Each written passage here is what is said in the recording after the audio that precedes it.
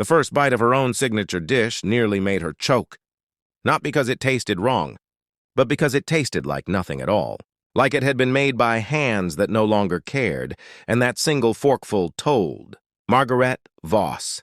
Everything her spreadsheets had been hiding for months. She sat alone at a corner table of Lumen, the flagship restaurant she had built from a single rented kitchen 12 years earlier. Wearing a plain gray coat, no makeup, hair tucked under a wool cap. A stranger in her own creation. Nobody recognized their CEO. To the staff bustling past her table, she was simply another Tuesday evening customer, forgettable, invisible, and that invisibility was exactly what she had paid. For when she told her assistant to cancel her calendar and disappear for 1 week. Before you go further into this story, if you believe people deserve second chances and that kindness can change a life, hit that like button, drop a comment below, share this with someone who needs a little hope today, and subscribe to the Story Corner so you never miss a story like this one.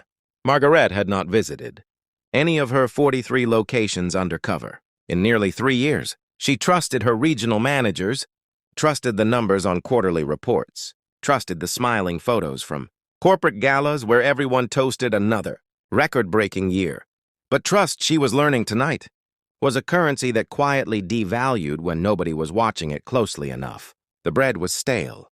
The soup arrived lukewarm. A server sighed audibly when she asked for water, as though the request itself were an imposition. And beneath the surface irritations, something heavier pressed on her chest. A suspicion that the restaurant bearing her name had become a shell, polished on the outside, hollow within. She had built Lumen out of grief, actually, though few people knew that part of her story. Her mother had worked as a line cook her whole life, exhausted, underpaid, invisible to the owners who profited from her hands. And Margaret had promised herself that if she ever built something of her own, it would treat its workers like human beings, not machinery. That promise had been the soul of Lumen in its early years. Somewhere along the way, as she chased expansion and investors and headlines, she feared she had let that soul slip through her fingers without even noticing the moment it left. It was nearly closing time when she noticed him, an older man in a faded blue uniform, moving slowly between the tables with a mop and bucket, humming softly to himself. Some old tune she almost recognized but couldn't place. His name tag read Otto.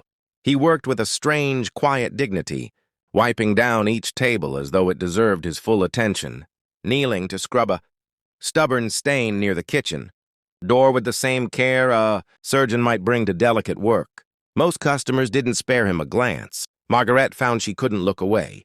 When the last few diners trickled out and the manager, a sharp-suited young man named Desmond, began barking instructions at the remaining staff about closing procedures, Margaret lingered at her table, pretending to scroll through her phone, watching. Desmond's voice carried an edge of contempt when he addressed the janitor, telling him to hurry up, that he wasn't paid to admire his own reflection in a clean floor. Otto said nothing back, only nodded and kept working. And something about his silence, its weight and its patience, told Margaret this humiliation was not new to him. She approached the counter near closing, ostensibly to pay her bill, and found herself asking Otto, almost without meaning to, how long he had worked there. He looked up, surprised that a customer would speak to him at all, and answered that he had been with Lumen for 9 years, since nearly the beginning of its second location. 9 years, she thought, and she had never once seen his face in any employee recognition email, never once heard his name mentioned in any town hall. She asked him carefully whether he enjoyed the work. He paused for a long moment, wringing out his mop, and said something that stopped her cold. He said, "It still matters." 3 words. Simple, unadorned, delivered without bitterness or performance. It still matters. Margaret felt those words land somewhere deep beneath her ribs, because she realized, with a kind of quiet devastation, that she had spent the last 3 years unable to say the same thing about her own relationship to this company she had built. She asked him what he meant, and Otto explained, wiping his hands on a rag, that when he cleans a table, somebody's child might eat their birthday cake there tomorrow. When he mops the floor by the door, some old woman with a cane won't slip and fall. He said the owners probably never think about him. And that was fine. He wasn't looking for gratitude, but the work itself still meant something. because somebody had to make sure this place stayed a place where people felt safe and cared for, even if nobody clapped for it. He said his late wife used to tell him that dignity isn't given to you by other people. You carry it yourself into every room, no matter what job you're doing. Margaret sat back down at her table, the folder in her coat pocket suddenly feeling absurdly heavy, full of numbers and margins and expansion plans that had nothing to do with any of this. She thought of her mother's hands, cracked and reddened from decades of dish soap and hot water, hands that had fed a family while an owner somewhere counted profits without ever learning her name. She thought about how easily success could turn a person into exactly the kind of owner her mother had resented, and how she had let that happen without even noticing the transformation. She stayed until Otto finished his shift, asking him more questions, learning that his wife had passed 3 years earlier from a long illness, that his daughter lived 2 states away and called every Sunday, that he took 2 buses each way to make his shift because he refused to be late even once in 9 years. She learned that Desmond had written him up twice for minor infractions that seemed designed more to intimidate than correct, and that Otto had never once been offered a raise, a benefits review, or even a simple thank you card during the holidays, despite outperforming every attendance record in the building.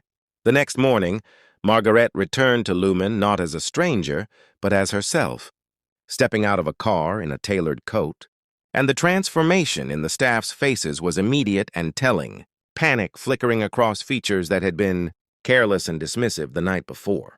She called an emergency meeting. She did not shout, she did not fire anyone on the spot, though the temptation flickered through her, because she wanted this moment to be about rebuilding rather than punishment. She told her staff the story of a mother who once scrubbed floors so her daughter could go to school with a full stomach, and she told them that somewhere in the last 3 years, Lumen had forgotten that story too. She announced immediate changes.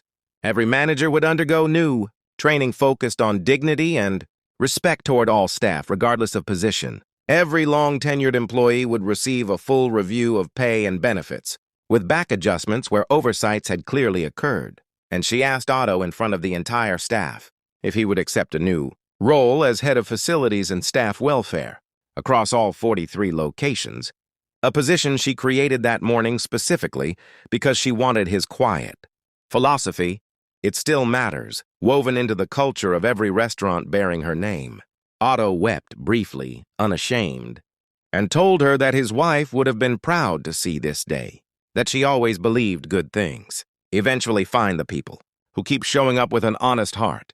Desmond, to his credit, apologized publicly to Otto that same afternoon, and Margaret kept him on staff, choosing to believe that people, like companies, could still change course before it was too late, if someone showed them a better way forward.